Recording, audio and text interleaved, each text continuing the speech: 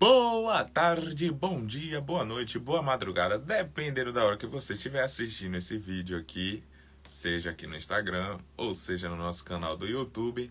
Seja muito bem-vindo a mais um episódio do Comendo Livro, nosso 7º episódio do livro O Palhaço e o Psicanalista. E o Instagram não resolveu devolver ainda minha função de colocar a artezinha aqui. Na moral, viu, Instagram? Você tá nota 0 pra você. Hoje nós vamos dar continuidade aqui na leitura do capítulo 11, A Escuta Hospedeira. Vamos lá. Muitas pessoas perguntam como é possível modificar a vida de alguém indo a um psicanalista e simplesmente falando durante 1 ou 2 horas por semana. Que eficácia isso teria contra um maquinário longo e dolorosamente construído de hábitos, rotinas e atitudes? Como falar para alguém que pode mudar conflitos e solucionar sintomas? A pergunta é razoável, mas supõe que nos transformamos por comunicação e esclarecimento das causas dos problemas. De fato, um pequeno encontro por semana seria inócuo e pouco potente, a não ser que consideremos que o mais essencial eventualmente não acontece ali, mas fora da sessão, quando os pacientes pensam e elaboram e, por fim, escutam o que foi dito. O momento em que a ficha cai, tecnicamente falando, o momento do insight, iluminação, ou do Einsicht, percepção de si, frequentemente acontece quando menos esperamos. Einsicht, no alemão, vem do verbo sehen, ver. Einsicht é tanto a visão interna de si como uma vista, uma paisagem que se delineia, uma imagem que se forma.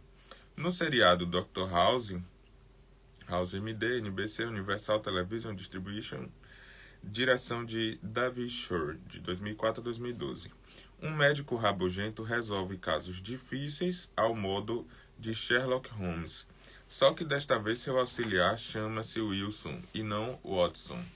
Na maior parte dos episódios, a solução vem quando ele está em um contexto totalmente diferente da investigação médico-diagnóstica e uma associação de ideias ou uma fala fortuita o leva à hipótese correta.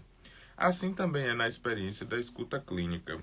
Muitas das coisas que convidamos nossos pacientes a escutar já foram ditas por muitos de seus amigos, cônjuges, chefes, professores ou figuras fortuitas da sua história.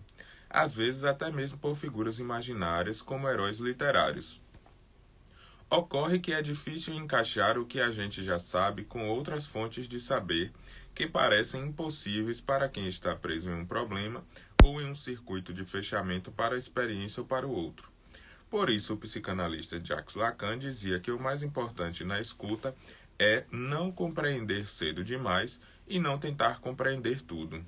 O bom escutador é um fingidor que finge tão completamente sua tolice que chega a fingir a ignorância que deveras experimenta. Poderíamos dizer até mesmo que verdadeiros líderes não são os que sabem de tudo, mas os que conseguem colocar no centro de sua experiência com o outro uma espécie de não saber. É porque eles não sabem exatamente como agir que se orientam para pedir ajuda, que criam grupos de trabalho para si aos quais respeitam genuinamente, pois sabem que dependem de cada qual para chegar a algum lugar. Um líder escutador tem por contraste o líder que fala, o condutor e maestro que, com seus longos discursos e com sua atitude, em geral controladora, dirige as pessoas, mas não o processo. Descobrir talentos e oportunidades não é uma operação comercial de escavação e garimpagem, mas uma prática pela qual nos tornamos hospedeiros de um saber que não nos pertence e que nos proporciona satisfação em compartilhar. Uma gestão hospedeira se interessa pela multiplicação dos processos e dos meios, tanto quanto pelos resultados e pelos fins. Do mesmo modo, Freud considerava o psicanalista como alguém que não devia ficar procurando a cura a qualquer preço. A cura vem por acréscimo. Ela é uma espécie de bônus por um processo bem feito. Como o riso que os palhaços buscam, que não é o riso que vem no desfecho de uma boa piada, mas outro, carregado de outra dimensão e qualidade. Um riso que celebra e simboliza tudo o que foi vivido antes do riso e que é mais importante do que ele em si. Disse que um hospedeiro é vetor de uma doença, uma espécie de mosquito transmissor de um vírus, que muitas vezes não o afeta particularmente.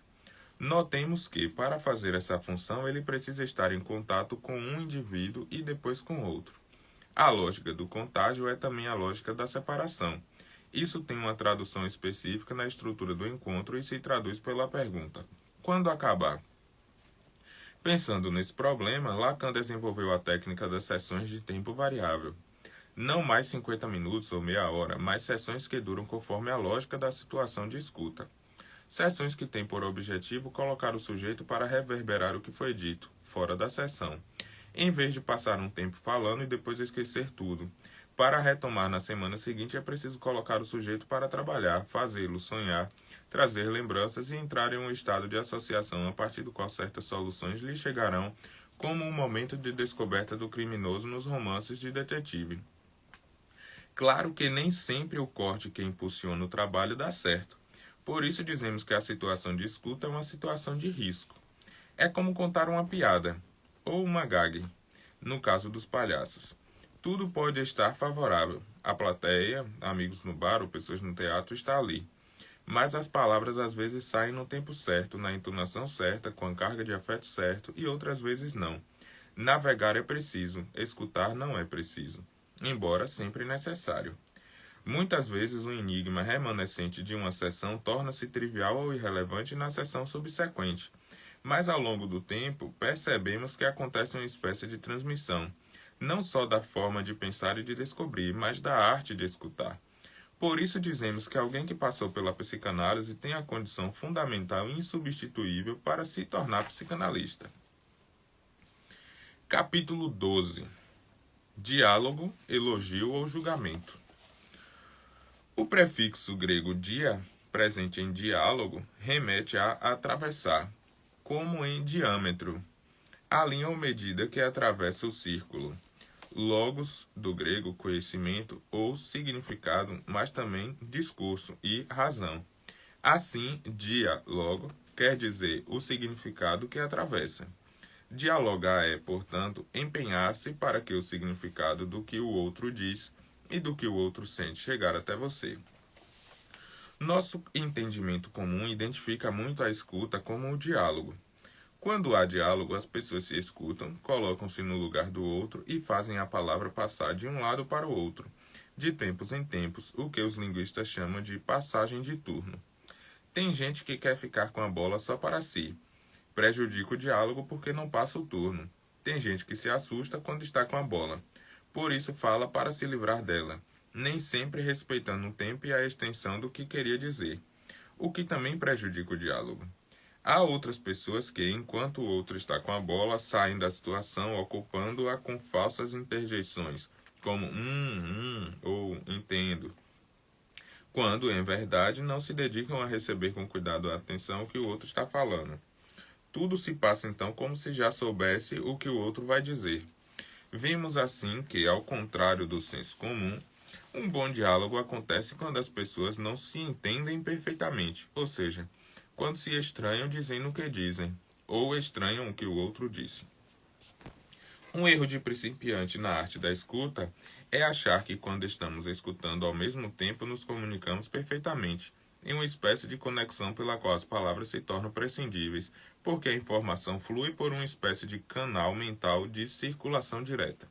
Ao contrário, nessas situações o que muito frequentemente acontece é cada um aceitar, cuidar e trocar turnos em volta do mal-entendido. É por isso que um psicanalista como Jacques Lacan dizia que o equívoco é a essência da comunicação. Quando não há equívoco, não há escuta. Isso não ressoa perfeitamente como a arte do palhaço e suas trapalhadas, equívocos e desentendimentos? Vamos imaginar uma situação. Você adora cães e, batendo papo com alguém, essa pessoa diz o contrário, que ela os detesta. A partir do seu referencial, provavelmente você vai julgá-la com os mais variados adjetivos, insensível, chata, desumana, etc. A conversa pode acabar por aí, mas você pode optar pelo diálogo e perguntar por que ela não gosta de cachorros. E então ela te explica que, quando tinha 3 anos, o cachorro da vizinha mordeu na perna e ela levou 20 pontos. Nesse exato instante aconteceu o diálogo. Nota 11. Este exemplo simples e potente do que é diálogo eu escutei de Arnaldo Bassoli no módulo Diálogo e Comunicação Não Violenta, do curso de pós-graduação em Pedagogia da Cooperação e Metodologias Colaborativas. Arnaldo é fundador da Escola de Diálogo em São Paulo. Ricard Mathieu, Felicidade, a Prática do Bem-Estar, São Paulo, Palas, Atena, 2007. Ou seja, o significado do não gostar te atravessou, evitando que você, que já estava julgando o outro por chatice e insensibilidade, o sentenciasse injustamente. O diálogo traz para o seu tribunal interno, antes composto somente pela sua promotoria e por um juiz não muito imparcial, você mesmo, a parte que faltava no julgamento, a voz do outro. Escutar o outro presume que ele possui suas razões, seus motivos e está determinado por certas causas. Você não consegue se impedir de julgar? Então faça bem feito. Observe que nos tribunais o réu sempre tem o direito de apresentar sua versão. Se você quer manter o julgamento no horizonte, que tal levar em conta o ponto de vista do outro? A maior parte dos juízos que firmamos são mais rápidos do que deveriam, mais reativos e, portanto, mais defensivos. Uma variante importante do diálogo é o debate. Do francês antigo, débattre significa lutar. Junção do prefixo de, ou seja, completamente, com battre, bater, golpear, como um embatre. Bater contra cravar. A etimologia da palavra diz tudo. Debater é lutar, golpear, bater completamente. Esse modelo de conversa supõe, portanto, que o outro é um adversário, um oponente que precisa ser derrotado.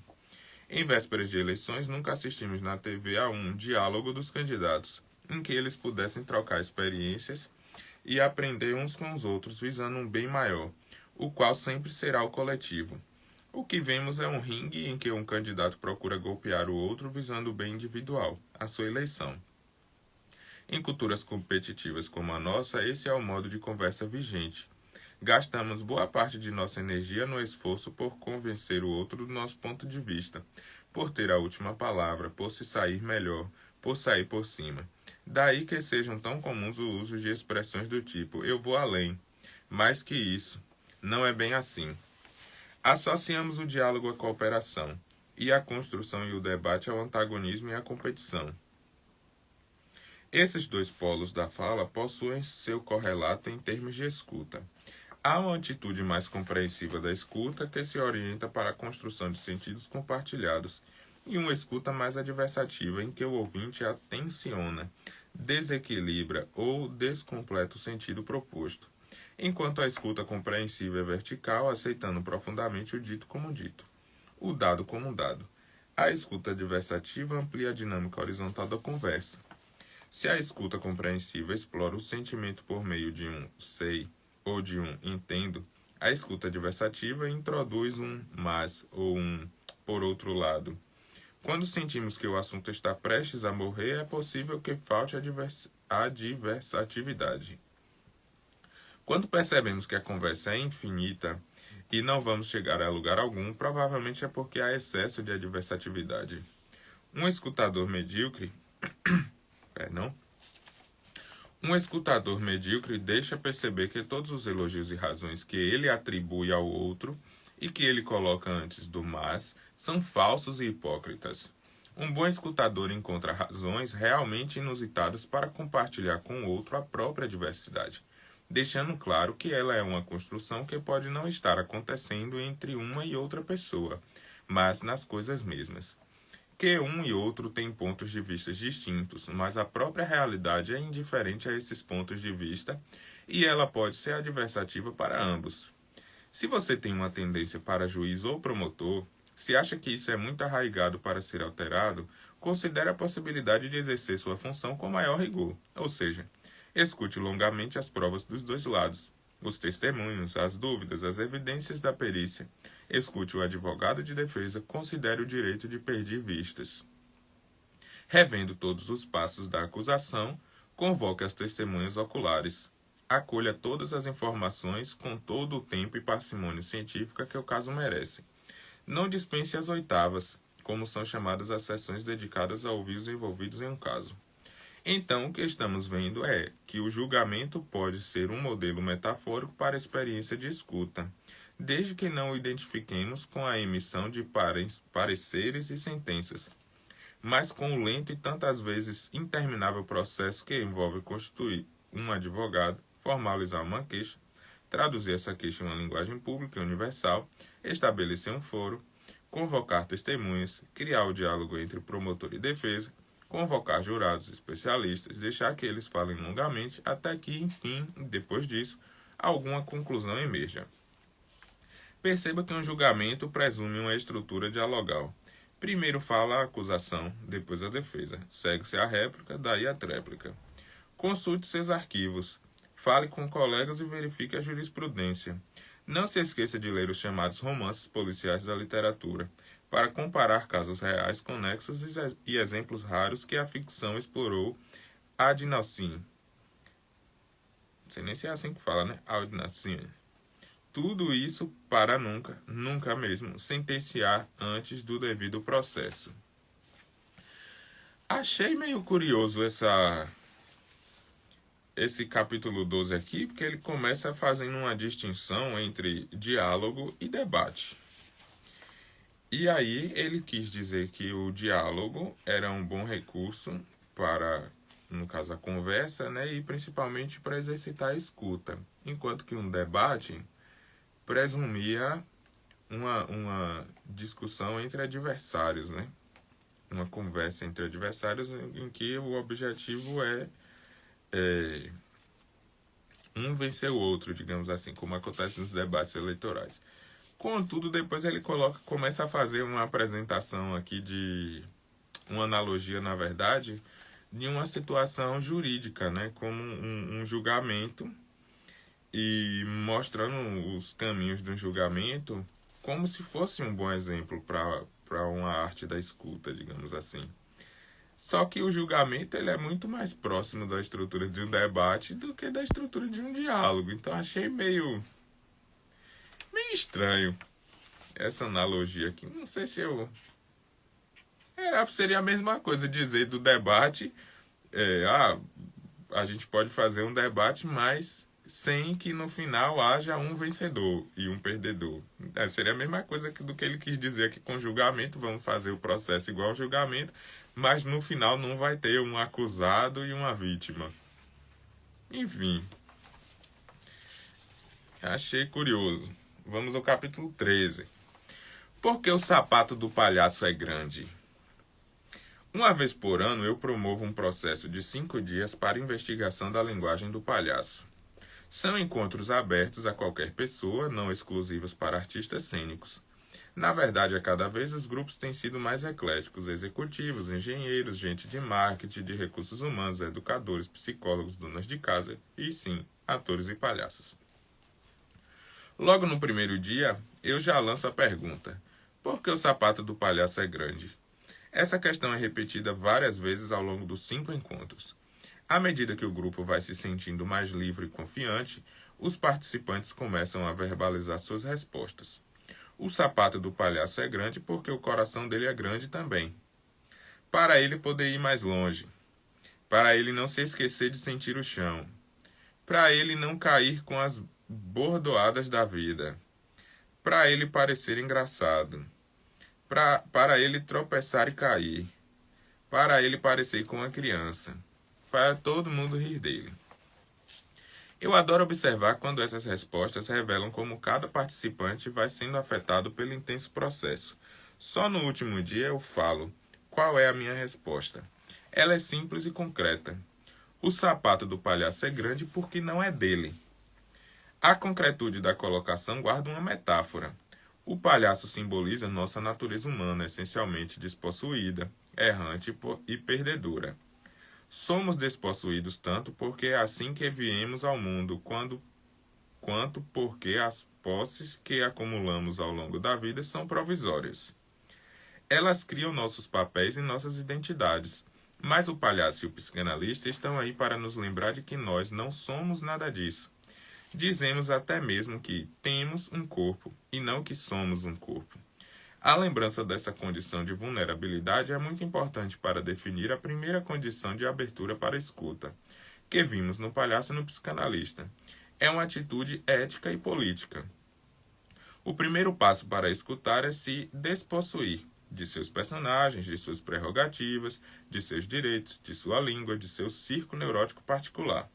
Diante da incômoda pergunta sobre o que nós somos, escondemos atrás das tarefas e dos caminhos necessários para termos não apenas bens materiais, mas também simbólicos, roupas, carros, títulos e cargos. Como diz Eduardo Galeano, a sociedade vive num estado de pânico de não chegar a ter o que se deve ter para chegar a ser.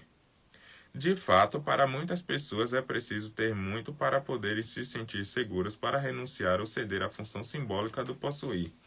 Geralmente, uma vida não é suficiente para ter o necessário para não precisar mais ter. Lembremos que o palhaço faz rir pelo que ele é, não pelo que ele tem. E assim também ocorre com o psicanalista, mas com um adicional lacaniano. O verdadeiro psicanalista é aquele que trabalha com seu desser e não com seu ser. Ou seja, o psicanalista que escuta está mais interessado em ajudar seus pacientes do que em ser um grande psicanalista. Ele está centrado nos seus analisantes, não em si mesmo e nas prerrogativas de saber. Somos também errantes porque nosso lugar é provisório e precário. Estamos aqui de passagem, como diz a música. E para viajar é preciso sair de si, abandonar nossa cultura e a posição em que nos sentimos seguros e confirmamos nossos personagens e identidades. Somos psicanalistas e palhaços, enfim, perdedores, porque durante nossa viagem vamos inevitavelmente deixando coisas para trás. Projetos, ideias, experiências, amores, épocas da vida e até sonhos. Vamos perder nossa jovialidade, nosso tônus, nossos dentes, nossos cabelos, nossos pais. Se tivermos sorte, nossos filhos é que nos perderão. Não é por outro motivo que Lacan dizia que os psicanalistas são o rebotalho, o resto, o resíduo, da sociedade. Precisa estar se referindo também aos palhaços. Parecia estar se referindo também aos palhaços.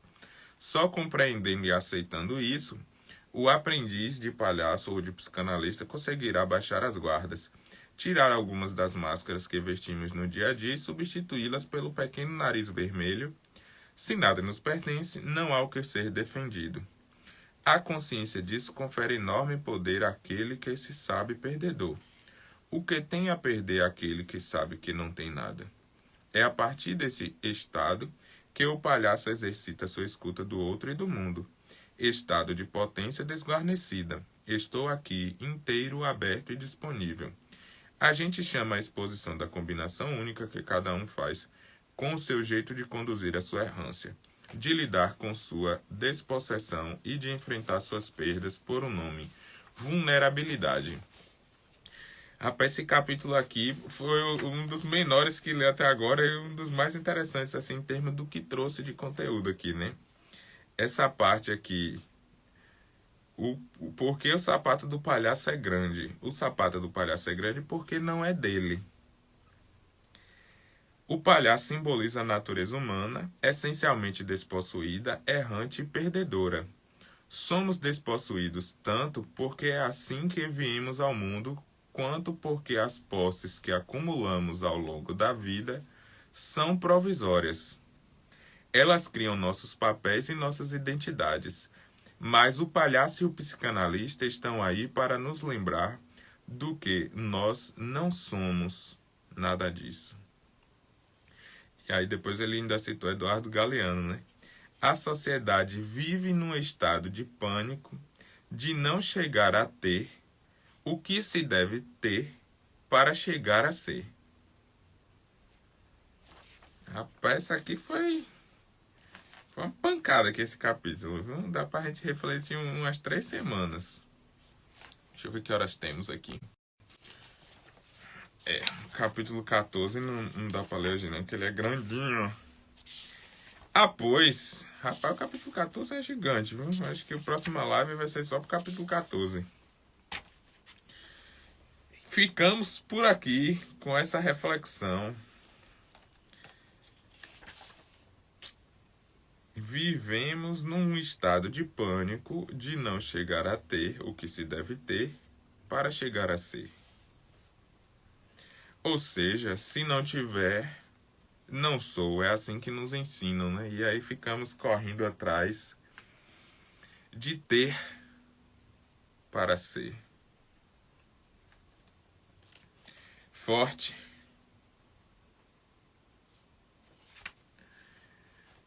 Se tivesse para dizer assim, um capítulo que prestou nesse livro agora, assim, com esse daqui. Enfim, obrigado a quem assistiu, quem passou por aqui, quem assistiu depois até aqui. Não estou assim completamente apaixonado por esse livro não, mas sigamos, né, até o final aqui pra gente entender. Vez ou outra a gente vai tendo umas surpresas como esse capítulo assim de coisas interessantes pra gente ir refletindo. É um livro até denso, né? A gente deve estar aqui mais ou menos o que? 1/3 do livro agora. Devemos durar aí uns 20 encontros, hein? Para conseguir concluir esse livro aqui. Mas é isso. Nos vemos quarta-feira, 12h30, para dar continuidade ao capítulo 14, que são as 7 regras para ser melhor escutado. 7 regras para ser melhor escutado. Falar em primeira pessoa, responsabilidade com o que se diz, exponha o que sente, cuidado com a denegação, respeite o fluxo, pedir, receber, dar e retribuir,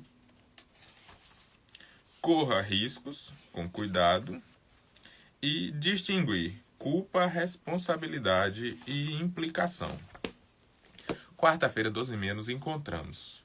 E para quem não estiver assistindo no horário, estiver assistindo depois, tanto no Instagram, as lives ficam disponíveis, pode procurar aqui na abazinha de vídeos, que vai estar lá com as capinhas do encontro aqui da leitura do livro, e também lá no nosso canal do YouTube tem bem organizadinho lá uma playlist com todos os capítulos desse livro. Se você eventualmente não tiver com tempo para ler o livro e quiser ouvir, bota lá a playlist do livro para tocar, vai limpando a casa, vai fazendo faxina, vai cozinhando, vai fazendo o que quiser, vai lá, com minha voz ao fundo, lendo o livro para você.